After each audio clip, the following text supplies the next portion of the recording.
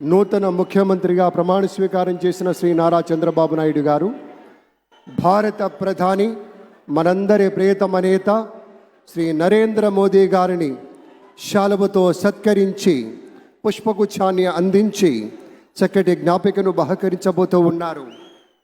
మనందరికీ ఇష్టమైనటువంటి రీతిలో ఏడుకొండల ప్రభువు యొక్క ప్రతిమను శతకోటి భక్తుల బంగారు గడపగా మనం కొలిచేటువంటి శ్రీ వెంకటేశ్వర స్వామిని ఇటు మన చంద్రబాబు నాయుడు గారు, అటు మన పవన్ కళ్యాణ్ గారు, మన గవర్నర్ గారు వారికి బహుకరిస్తున్నటువంటి శుభ సందర్భం. ధన్యవాదాలు పెద్దలారా, కృతజ్ఞతలు మీ అందరికీ. ఆ వెంకటేశ్వరి ఆశీస్సులు మన రాష్ట్ర ప్రభుత్వం మీద, మంత్రివర్గం మీద పుష్కలంగా ఉండాలి అని మనస్ఫూర్తిగా ఈ సందర్భంగా కోరుకుంటున్నాం.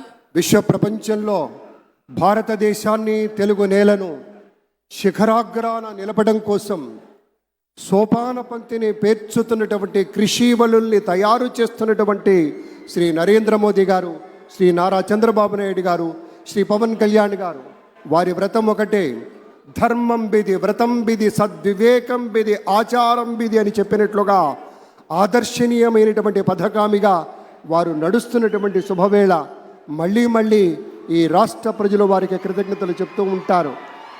మన చంద్రబాబు గారు, మన పవన్ కళ్యాణ్ గారు ప్రత్యేకంగా కృతజ్ఞతలు చెప్పారు. అలాగే వేదికకి కుడివైపునున్నటువంటి ప్రముఖులు అందరి దగ్గరికి కూడా పేరు పేరున వెళ్ళి పలకరిస్తున్నటువంటి శుభవేళ. పద్మభూషణ్ మన megastar Chiranjeevi, megastar power star, అటు మెగాస్టార్ ఇటు పవర్ స్టార్. ఇది అరుదైనటువంటి చిత్రం. అలాగే మన పెద్దలు బాలయ్య బాబు గారు,